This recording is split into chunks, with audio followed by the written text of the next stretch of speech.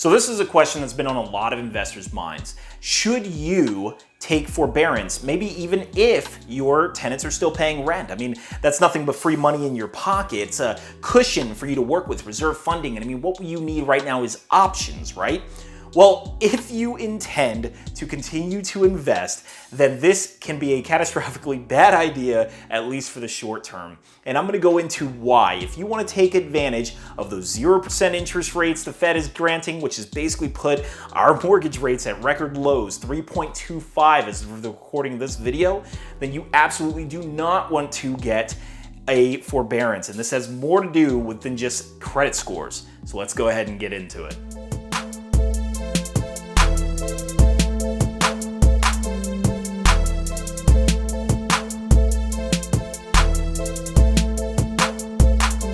So, as many of you are aware, over 3.5 million Americans have requested forbearance. And not only have forbearances spiked, but also records of refinancing.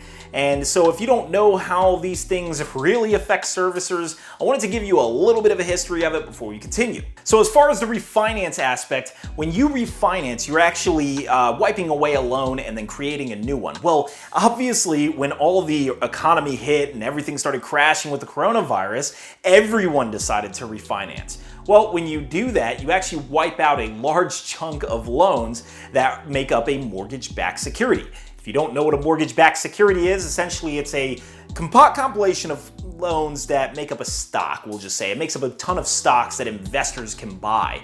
And when investors buy these stocks, it actually clears up the books for smaller banks, all right? So it's a little bit of a transition than that. It goes from a smaller bank to a bigger bank, and they create the mortgage-backed securities. But all you need to know is when these mortgage-backed securities are all wiped away and investors see that their investment has just vanished in thin air, they're like, well, I don't want to buy that anymore, so they don't do it. And then when that happens, the banks, smaller banks that we all usually lend from, now suddenly can't get any loans. This has created quite an effect where essentially all the banks unanimously were like, okay, let's actually push up mortgage rates so that way people stop refinancing. Essentially, it was causing a disaster of a situation.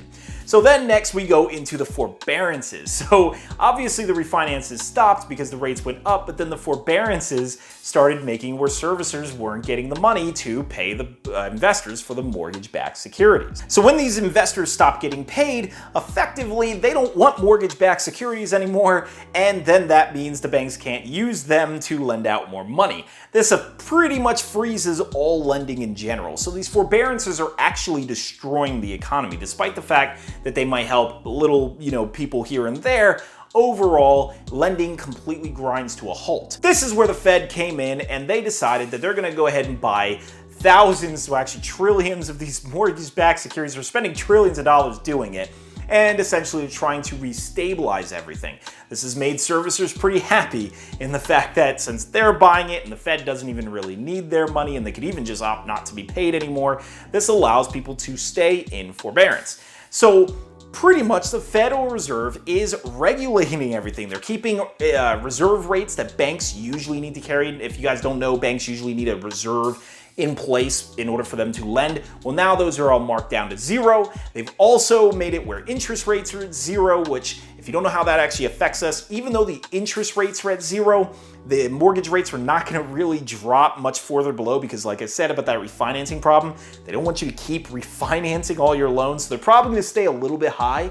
So we normally see it a little bit lower, but in this case, it's still keeping everything stable. The Fed has already said they're not going past zero, but they're also not going to go much further above. And they have also gone in and started buying mortgages from a lot of banks, and so that way to encourage more and more lending, which means that theoretically the economy should stabilize. If the stabilization continues, then we should see the rates slowly trickle down, maybe stay at low threes for a little while. We might even see some upper twos, and that is good for us investors. What we want is the Fed to continue to make investors feel comfortable with the mortgage-backed securities, make the banks feel comfortable that they can continue to lend, and that means going forward, we're actually going to be able to ride the wave of some really, really cheap interest rate, but then a lot of houses that a lot of people probably couldn't keep during this time, especially if they have their stuff in forbearance and they realistically can't hold their inventory. We're going to see a higher amount of inventory, but then lower interest rates to purchase all of that said inventory. Now, all of this has to be said with a final nail in the coffin for forbearances. See, with everything I just mentioned, the reason I mentioned it is because what we're seeing is a lot of opportunity. You're going to need loans. You're going to need to cash out, refinance your renovation projects and such.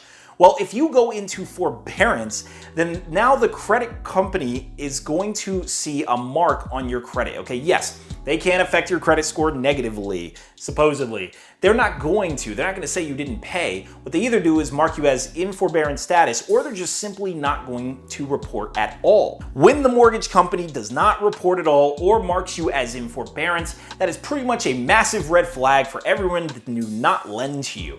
Now keep in mind there's some other consequences to this. Evictions become absurdly harder when you are in a forbearance, even for reasons of non-payment or otherwise. It is very, very difficult to go into evictions also with this status, so just keep that in mind. But as far as banks, you are a huge red flag. No one's going to want to lend to you while you're in this forbearance status. You effectively has put your investing career on a total halt. And these are the two really big important tidbits. If you think that the servicers are evil and everything for having you do this, and the fact that they want you to keep paying your mortgage payments even if your tenants have quit, well, you have to look at it from their perspective. They are still responsible for paying all the mortgage-backed security holders, all the investors, even if you are not paying. Now, they don't already receive very much money at all, so they have to hold you accountable. This is almost similar to you as a landlord, where if suddenly, like everyone now, you can't evict anyone.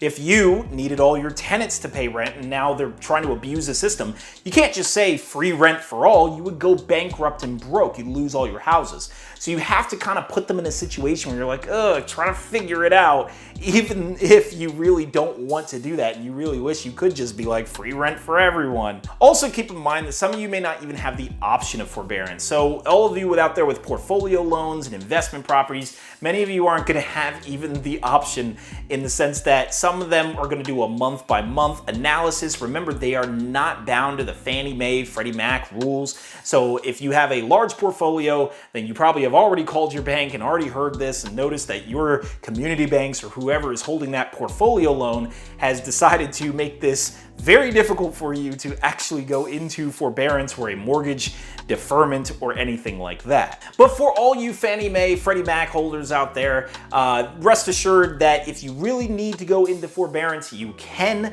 They have come out, Fannie and Freddie have come out and said that mortgage servicers are not allowed to ask for everything all in a lump sum, which means your only options now are deferment or loan modifications or maybe payment plans. So no longer are they doing that 90-day and then lump sum thing. So for those of you who absolutely have to go into forbearance, you can do that.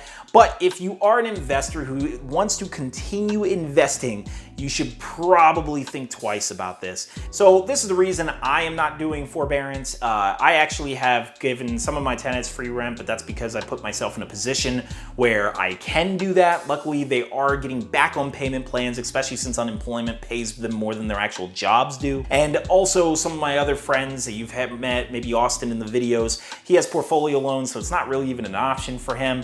And some of the others have banks who just simply, they're just not in a situation where they can even really do it. But ultimately what that means is that we can continue purchasing properties when other investors cannot. So I want to hear what you guys think, about this.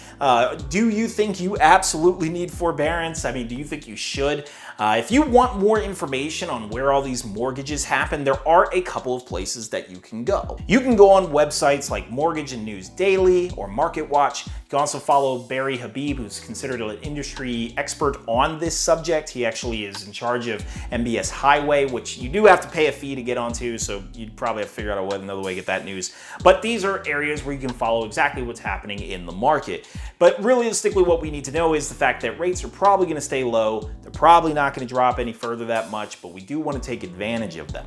So let me know what you all think. Like the video, thumbs up, subscribe, and I'll keep you all up to date on news that relates at least to us investors. So probably won't go into everything with the stimulus package, but at least with this kind of news, I think it's important for us to know. So I'll talk to you all really soon.